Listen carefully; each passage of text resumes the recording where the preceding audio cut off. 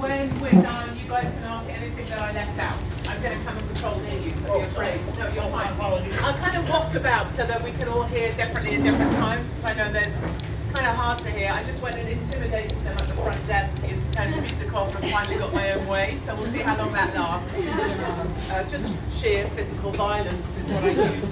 Yes. And it seemed to work really well. Quite proud of that. So my name is Katie Hopkins. I don't know what to say really. I'm kind of overwhelmed that you're all here. I'm really grateful to see so many of you, many people making, I know they're long trips here, like any trip in California, it can be 5 minutes, but it will take you 6 days, right? You have to fully prepare to leave in one century and arrive in a different century when you go anywhere here, right? Yeah, I've learned that. Yes. You ask people, oh, how far is it to this place? That's the wrong question, right? You just have to say, what time will it take me to try and do this at this time? Because if you don't say what time you're going, the first question you're going to get asked is, oh, what time is that going to be at? And even what day, right? Because, oh, it's Friday. The guy in Uber this morning, who was a raging Democrat, mistook me for one as well, which was quite rude. Oh, all these white nationalists, what do they know? And I was in the back thinking, quite a lot. Oh my. Yeah, he said, oh yeah, you don't want to be trying to go anywhere later because it's Friday afternoon. And I was like, oh, is it really? That's breaking news for me right now.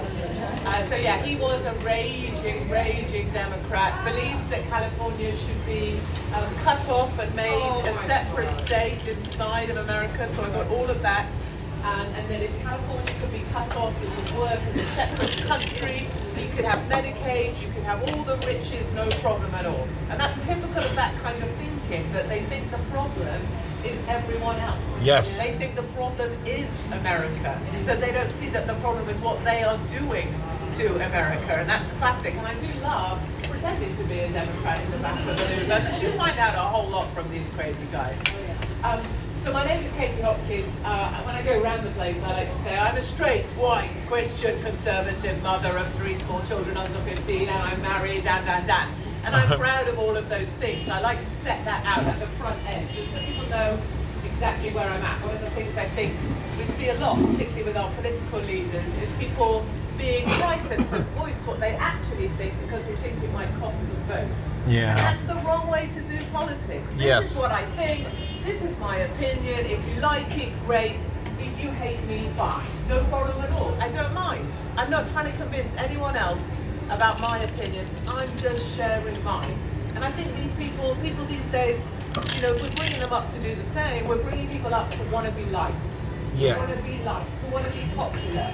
People only saying nice things about you. They want to sit at That's not life. Life is dirty and gritty, and people are mean, and people can be harsh. And I'm one of them on a bad day. I'll say nasty things. Come on. I slam the old door at my house. I am that person. So I get called all the names that you'd expect. I also get called horse face quite a bit. And there's an more polite, I found here, there's a more polite version of horse face, because I get horse face a lot. I see it. Someone came up to me the other day and they went, you ride, don't you? I can tell you ride. Which is actually them calling you horse face, but without calling you horse face. They just say, Thank you so much. Like a rider, you look a bit like a horse. So there's that goes on with me a whole lot. I did have someone as well down in San Diego the other day say to me, are you actually Milo's mum? For a while, I had the real short hair, and it was dyed peroxide white. I had a few issues. I was overcoming surgery, whatever. And so I looked kind of like Milo, or at least I was Milo. So this guy actually took that on face value, and I was actually Milo's mum. I also get the female barrage. Noisy. I'm going to be noisier than them. Female barrage, although I have better teeth. European teeth anyway, they're not as bad as they could be. Always here, I bump into people and I say, oh, you know, we're talking about what they do. And then you meet someone that says, oh, I'm a dentist. And you're like, oh, And from a European point of view, that's not what you want to hear. Or in Beverly Hills particularly, what do? Oh, I'm a plastic surgeon. And then you're like, yeah. I was with someone the other day and she was, you know, inconceivably beautiful. So I was already lining myself up when I said, oh, and you know, what do you do? And she goes, oh yes, I'm a skin consultant. You're in good shape then. Great. Something all my life, and I've laid out in the sun because we don't really see the sun more than twice a year. I lay out with baby oil on my face, like back in the UK. And I'm really sad actually today I have to leave your blue skies because it's something we don't appreciate here in California. We hear so many people spend a lot of time moaning about California, and I see the problems that there are. But I tell you what, you guys wake up under blue skies. We do. Nearly every day of the year. It's really a That's why I'm still here. Put up with it. Country as well. Like I can't tell you how uplifting it is to wake up under California skies. Really. So I thought I would be out here mostly. So I've been out here for the whole of January. I've been on the road the whole time. I've moved accommodation every couple of days. And I found we walk quite a lot in the UK. It's just like what we do because I guess our country's not that big, so you can walk pretty much anywhere. I mean, you know. But I found here in California two things. One, you only go about places in cars, like that's all you do. You go about places in cars, even though friends can't even find this goddamn place in their car. The biggest friggin' restaurant in the whole of California. It's called the Vegas Buffet. It's not hard. I found it. I'm from England, and you guys are like, yeah, do a left, do a right, on do a left. We had this last time. I remember we lost someone trying to find it. It's like the biggest place on the planet. We have a soul out there now. We're trying to get Oh, for goodness sake! What's her name? Patricia. No, we don't know. Oh. How hard can it be? Great. Anyway, so where was I? Yes, if you walk in California anyway, which I like to do to get places, and you also keep pulling your little, wheelie bag, your suitcase, because you also have a homeless problem here in California. I look like a drunk old lady, so I'm walking with my little bag, and people are in their cars going, "Oh, yeah." No, it's okay. I'm just British. I'm not drunk. I'm not homeless. I have a home. I'm just British. We just walk places. So that goes on here quite a lot. Now I thought I would be here mostly kind of talking about Brexit, cheerleading for Trump, getting people to remember that we belong and that we're not on our own. But actually, the number one question I've been asked this whole time, and today will be no different, is, what do you think of Meghan? What do you think of Meghan Markle? I've spent my whole time here, I think, talking about Harry and Meghan. Boring. So, briefly, do you say boring? You're going to have to endure. I'll get it out very quickly. Instead, I'm kind of gloating about the whole Meghan Markle thing because I called it early, like so many of us will have done. We knew she would be trouble. We smelled that it was going to be trouble. We were the people at the back of the wedding going, oh, I'll give it a year. And that was me on national TV. Sorry. And of course, everyone's like, well, you racist. No, you could just smell that this was going to be trouble. And so it's turned out. And now they've run away to Canada. And it turns out that even the Canadians don't want them. For you to be rejected by Canada, you've got to be doing something really quite wrong, haven't you? Yes. They take half the Islamists that there are. If you're a jihadi, Canada wants you, but they don't want Meghan Markle. I think that tells you. That does say it all, doesn't it? Everything. Trudeau came out and said that they're going to pay, the Canadian taxpayer is going to pay for the security of the royal couple. Oh, wow. And the thing that's, I know that a lot of Americans don't get the royal family, don't see why, what's the point. I get it. But when they came back and decided they were stepping aside, stepping down, they didn't even go and tell the Queen respectfully first. And that's really where we take umbrage. She's 92 years old, Prince Philip is 98 years old. Wow. They should be accorded the respect that we would give to our own parents, I would have said. And that's really where the problem is set in. I think secondly, William has always looked after Harry in a certain regard after all they've been through as brothers. And the feeling now is that, and he said, I can no longer put my arm around my brother. And so it's much more of a family thing actually. It's not really to do with Meghan, it's that they were together before and we felt that was important for them because of what they've gone through, So that, and also we've lost Prince Harry, and this is the thing I say over and over, Prince Harry was a lot of fun before. I know the idea now, I've seen the meme of him in the wedding dress with Markle in the male outfit because that's sort of the perception. He was a lot of fun. You could rely on Prince Harry to turn up naked in Vegas, dressed as a Nazi, for no reason at all. Or you could rely on him to be, flying helicopters in Afghanistan in his army uniform. Like, that's Prince Harry. And then what has he become in such short order? So that's the kind of Prince Harry, Meghan Markle story, and it's disappointing, but I guess we're going to see this play out. Also, we don't have, our royal family are apolitical. They never have a political opinion. 72 years the Queen has been on the throne without one political opinion. And all of a sudden, of course, you've got Meghan Markle saying, well, I'm not going to move till LA until Trump's not in power. Well, big news for you, sister. That's right. You ain't going to be living here for another 4 years. Yeah. Hopefully ever. What we are going to do is keep you out of this place. So, Yes. not only is she left the royal family behind, she's still having her politics. And the one thing I'll finish on with Meghan is the Queen called them in for the meeting when this was all kicking off. And she took away their titles, HRH, she took that away.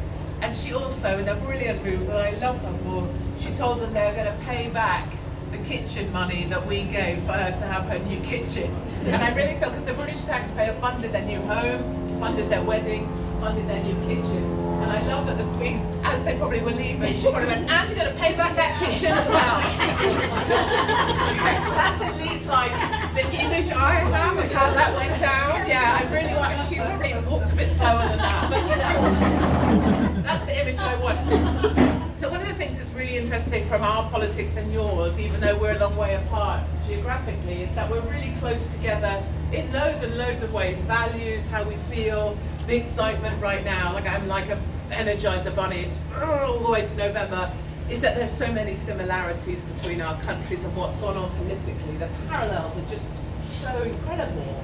So like back in 23rd of June 2016 was the night of the Brexit vote. Yeah.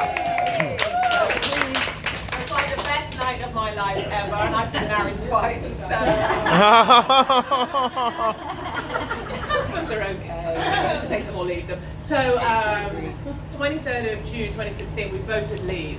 We voted to get out of the EU, and my best way of explaining the EU to people who don't know, the European Union, so what, if you're in, you're out, so what, it's like being told what to do by Canada. It's like Canada telling you what you're going to do. Well, why? Why have I got to listen to what you say? What? So we voted to leave, and we knew all the way along that with the right answer, the answer the establishment wanted, the good and the great, the powerful and the moneyed, the answer was to stay in, to remain. For the good people of Britain, the place that I know called the rest of the UK, very much like America, New York, California, the rest of America. Right. So we have London with the idiot mayors of Econ and the rest of England. The good people in the rest of England voted for Brexit. And I tell you, watching the faces of the BBC announcers, broadcasters trying to say Brexit had won, it was like they'd had a stroke. I remember you were up all night watching Saints in America watching the count come in, right? And you could see the horror, and then it was like, I showed the win for Brexit. So that's just been a joy. And then being able to then in short order watch Trump do the same here. Yes. And watch CNN flying out of Pennsylvania. Like extreme cerebral palsy on CNN. And the thing is, if you were on the road near Trump, around Trump, at the rallies, in the heart of America, on sidewalks where I spend my time, in the dirt and the chaos, you could feel he was going to win. You could feel it. You could feel something crazy was going to happen. Yes. And I went on CNN with one of their presenters, called them the Clinton News Network, told them that Trump was going to win and that their polls were all wrong, because you could feel it. So you got Trump, they had cerebral palsy. The parallels were so the same. And now again, we just spent 3.5 years being told we got it wrong. We got the answer wrong. You can't have what you voted for. 17.4 million people. No, we don't care what you say. And they threw everything at us. It wasn't just, no, you can't have it. It was like one of those cartoons, you know, where they got that Roadrunner. And it said like, grand piano, exploding telephone box. Detonating. These people here in the restaurant are like, Jesus, what is that?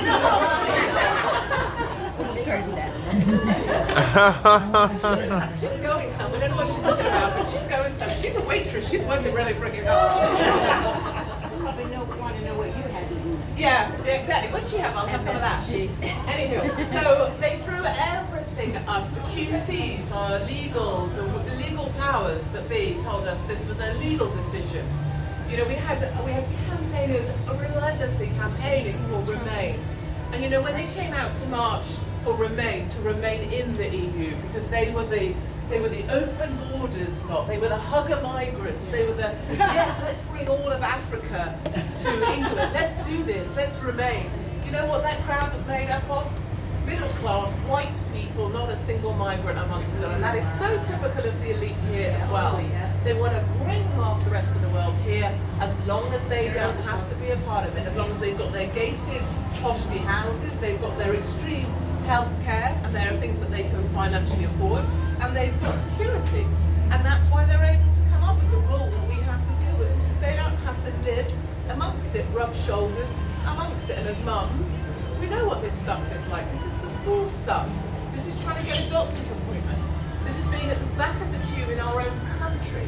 Yeah. So just like they tried to stop Brexit from us, they've done the same with Trump. They're doing it today. In fact, they have thrown everything. You have Russia, collusion, his past sexual history. Now we've got impeachment, which we know is a bunch of nonsense, but it's the same stick. And back in the heart of this is the will of the people. And it doesn't matter what you show us, we know what we voted for. And even people who didn't vote Trump, or didn't vote at all, that more importantly, didn't vote at all last time, they can see what's going on. And they are watching this like watching those people do the articles of impeachment. I mean, seriously, is there any need to walk? Like you're carrying a friggin' tray of champagne. Like it's a bit of paper, that's kind of good. If you've got a bit of paper, you can walk like this. What is this shit? Like, oh, this makes it look really sensible, like a ceremony, and there's bloody pens as well. Who has pens printed to sign a piece of paper? But how will they sign the next piece of paper?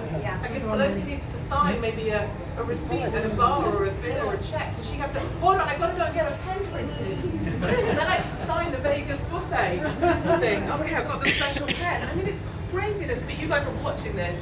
You can see the madness of it. And most importantly, if I didn't vote last time, I can also see the madness, and this is key. Because the biggest parallel of all, and the thing that's like emotionally exciting for me, is that in our last general election, which was on the 12th of December, Boris took a massive risk. Yep. He was already in power, he was already Prime Minister, but he had no one to back him in the Parliament. It's like your Senate and your Congress, there was no one to back him. And so he said, you know what, we're going to have a general election and I'm going to try and get a majority, because what's the point of being Prime Minister if I can't get anything done? What's the point of being Prime Minister if I can't get Brexit done? So he called a general election, and for people like me who wanted Brexit to happen, it was like, oh my God, what if this goes wrong? What if he doesn't get this? What if this is going to be overturned? This is, it was horrific. Not only that, but we have Jeremy Corbyn, Bernie, Biden, I don't know, who's worse, Bernie, I don't know. Corbyn's so worse, that was more like Sanders. Yeah, right, so that was the alternative, Jeremy Corbyn, and he is an anti-Semite. Yes. It doesn't matter if it's me saying it, it's the actions show. Attacks on our Jewish community is just off the chart. My Jewish friends, many of them in go-between, the matriarch of the families, they had their stuff packed, ready to go. They had the passports, the suitcase, they were going to go to Israel the next day to set up the home if Jeremy Corbyn had got in. It was that serious. Our Jewish friends and families are the target in our country. They say, we're the canary in the coal mine. It's just no one's looking at the canary. They're just accepting the canaries on the bottom of the cage.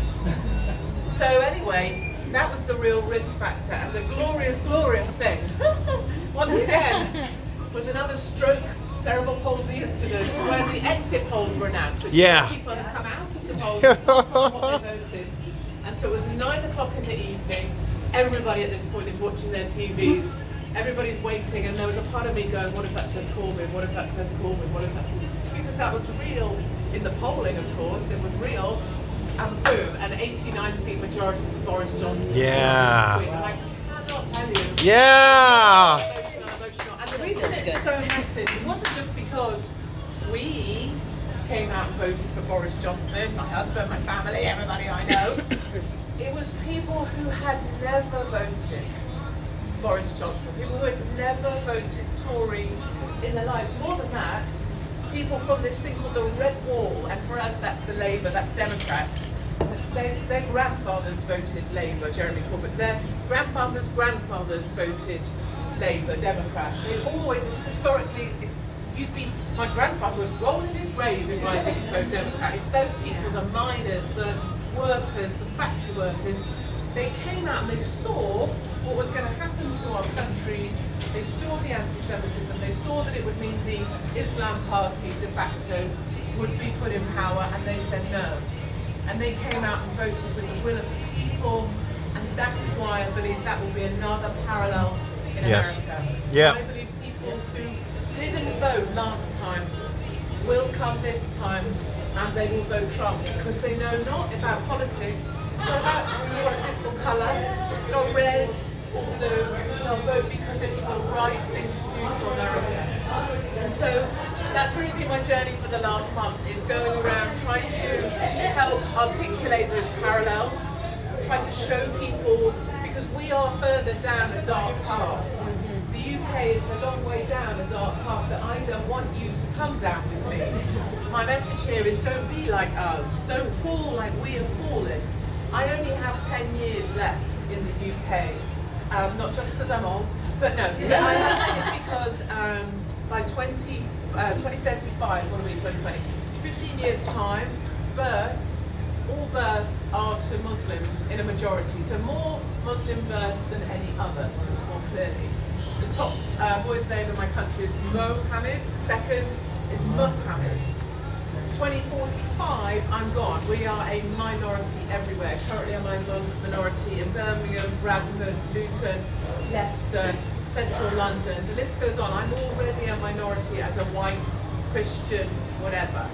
And so I'm going to lose my country.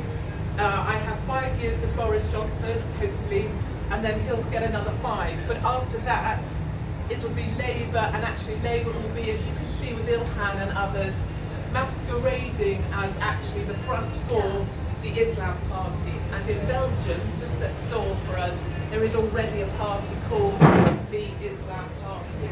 So this is we aren't far away from, we aren't far away from all of this coming out, to us. And certainly here in America, certainly here in America, you can feel it coming, right? Minnesota, Minneapolis, Dearborn. Ilhan Omar, in my opinion, is the most dangerous woman in America. She's the most dangerous woman. Look at the squad, Rashida Tlaib, Ilhan Omar, the most dangerous woman, because what we have in our country is what they want. They want the takeover to happen. And it's interesting, because my Jewish friends that are moving at a rate of knots to Israel, and we're going to go the next morning if Jeremy got in, 8,000 Jewish families left in 2018 from Paris to go back to Israel, to go home to Israel. And Christian families like mine, we are looking to Poland and to Hungary, because those two great nations will not allow their nations to fall. They will remain Christian countries, and they have rejected all of the Muslim invasion. When Angela Merkel allowed the Muslims to take over our countries and she let them come, they went down, they put up their border, they put up their wall. They also went down with the military and paraded around to show that they would not accept a single Muslim migrant. And then finally, just to really flick two fingers up at everybody, they got pigs on leashes and they patrolled the border using pigs to let the Muslims know that they weren't going to come in. Now, that may be seen as a little politically incorrect, but I'm telling you, that is the nature of the Polish people, and there is something very, very strong about it. They don't have a single mosque, and they don't have a single Islamist attack. It is statistically the safest place in the whole of Europe to be female is in Poland and Hungary. And I think facts like that speak for themselves. We just want to look after our daughters as it goes. That's, as a mom, that's actually all I want. So we have 10 years left. This is the golden age, and you guys are about to go into, and we have to pray this is true, the next 4. So this is our golden age, I believe. Yes. And the glorious, glorious thing about what's about to happen with Boris being in power and Trump coming back in November is that 2 people with the worst hairstyles in political history on the front lawn of the White House. I'm like, yes, it's going to be like the Reagan, Thatcher years if they had hairdressers with special educational needs. I love Trump's hair. Like, I reckon you could judge Trump's mood by his hair. So when he was in Davos, did you see him in Davos? Okay, you know he does that thing, so he's combing forwards and back, right? So he gets an angle going. When he's crossed, rolling cross, sorry, did I just spat? You know when you see your own spit? It's always fair. When he's crossed, his angle of that hair thing that he does gets more acute. And when he was in Davos arguing against Greta, he was like, I don't care what that kid says. The angle on that thing was sharp. He could have like cut someone. So keep your eye out for that. When you see that thing that's real sharp looking, it means he's really cross. So we will have them together. And when I go back now, what are we? We're 7 days away from Brexit actually happening. Yes. So I go back. I spend a night at the airport in a hotel not on the floor. My husband's going to come meet me so we can say hi and swap bags, and then I go to Prague to meet South Africans, who I've spoken a lot about the genocide of South Africans, the white farmers. A group is coming out to Prague to meet me because I'm banned in South Africa so that we can update on their situation. And then I go back to London and I go to the Brexit party to be amongst my kind of people. So yeah, of course. So we bring that together. We are together in this. And if I may just, I don't want to talk too long for questions, but one last thing I wanted to just quickly say, and the thing I think is so important for us as a team, we are a team, is that, so I used to be, people say, how did you get known? Like, I didn't just get known for like overacting. Like, Chinese restaurant. That's exhausting. Get on the plane later, I'll be like that. No. So I didn't just get known for doing this, but I was once on The Apprentice. I went through, yeah, so I went through, really quickly, I went through the Royal Military Academy Sandhurst. I was sponsored by the Intelligence Corps. I was supposed to be in the Army all my life. I signed up for 35 years regular commission, so that was me done. As it turns out, I was also epileptic. I thought if I did that from the army, that's not the right thing to do, but I believed if I got through Sandhurst, proved I was tough enough, better than my condition, it would be fine. As it turned out, that wasn't the case. I had to be medically discharged later, but I did get through the academy and proved to myself something. But as the years have gone on, I've realised that actually an epileptic with a semi-automatic weapon is actually not such a smart idea. Anyway, so then I worked in business, in commerce for 5 years. I lived in the East Village. I worked on Madison Avenue. I was kind of the New Yorker, although straight. And straight New York. And a bit like Ellie. So then I came back to the UK and I went on the UK version of The Apprentice. I had watched the American version of The Apprentice. It was amazing. There was this guy called Trump. It was awesome. And the job you got at the end was also awesome. Like you were going to build buildings or I don't know what. Anyway, the UK version is the rubbish version of The Apprentice. There is a little guy who's supposed to be Trump called Lord Sugar. He's a lord. He's this high. You know where I'm going? He doesn't like you. And anyway, so I was on the show, I got to the end of the show, I got offered the job, and then I told him to stick the job up his ass because I didn't like him so much. So I became known because I was the apprentice that fired Lord Sugar. There you go. I'm that kind of annoying. But the point is, one day we had to, this is the last story I tell and then I shut up. One day we had to sell gardening, right? That's the task. You're selling gardening. I was team leader because the girls we'd lost every time, so it was time for me to step up. So I go, I've got my gang in the car, we're going to sell door-to-door gardening, I'm going to knock on your door, the guys are in the van, $30, we'll tidy your front lawn, right? So knock, knock, knock. Hi, we're here today doing lawns. If you can tidy your front lawn for you, $30. The lads are in the van, they've got the kit, 1 hour will make your place tidy. Would you like that service? No. Knock, knock. Hi, we're doing lawn tidying today. I've got the lads in the van. The van's just there. $30, 1 hour. We'll make your place look smart. Is that okay with you? Would you like to do that? No. Knock, knock, knock. I worked out that if you got through 7 no's, typically, you get a yes. So in 1 in 8, you'd say yes. So then I worked out that the faster you got through the no's, the quicker you got to the lady who went, yeah, okay, here's $30, great. And I go, let's get out here, let's go. My point is, this is what we're up against as well. We have to work out how many no's we're going to take. And that might be 1,000, that might be 2,000, that might be people calling you a horse face or a cow. Whatever. You're going to get to number 8 eventually, and someone's going to say yes. And that's going to make the world, one yes is going to be able to override all those no's that you had. And I think sometimes I notice it with the boys on the speaking circuit. You know, it's all very well to be in nice conference, posh hotel facilities right next to an airport. Get paid a lot of money, demand nice cars and security, Ben Shapiro. But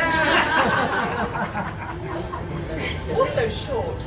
But actually, where this fight is out there on the street with people in small communities, spit and sawdust, 4 hours from the airport, 3 hours from the airport. That's where this fight is. And that's where I've spent this month. From Redlands to Murrieta, I got on the Greyhound bus. You should see Americans' faces when I was like, yeah, I'm going on the Greyhound bus. Conservatives in San Bernardino were like, you're going on the bus. Is that such a thing? Oh my God. And then the guy was like, I'll drop you at the bus depot. I had to explain to him where the bus depot was. And then he got there and I went, I'll just leave you here. And he went, okay, great, yeah, bye. Not get out of that bus depot. And yeah, there were drunks and there were people fornicating on the lawn. But the point is, Oh, Lord. I went down to San Diego, I went to the Lexit rally, which is brilliant, which is basically, Latinos are like, we're not actually exiting anything. We're already with you. We love you, we love America, we love your family values, we look after our children, they look after their elderly. They said, we are your family, we work hard, we pay our taxes, we support America, we are not Democrats, and that's their message. And as a side, while I was down there, you know, helping people see that they matter to us, we need to win the people that are available, not just the people. We can't just sing to the choir. We have to sing to the new congregation willing to come in and take a seat and take a risk on us. And that was the point. But finally, I said finally 8 times, I know. I got taken out on a yacht the next day by a gentleman who was a fan who just wanted to do something nice. And it doesn't happen to me, like, that's like, this is fancy. He got on the yacht and he put up his little Trump sign, like a Trump flag on a yacht in San Diego. And I was like, this is amazing. Now we've got Channel 16, a few of the people have come just to, I don't know, be part of it. We've got Channel 16, emergency channel. He got given the briefing, Channel 16, if there's an emergency, the Coast Guard will let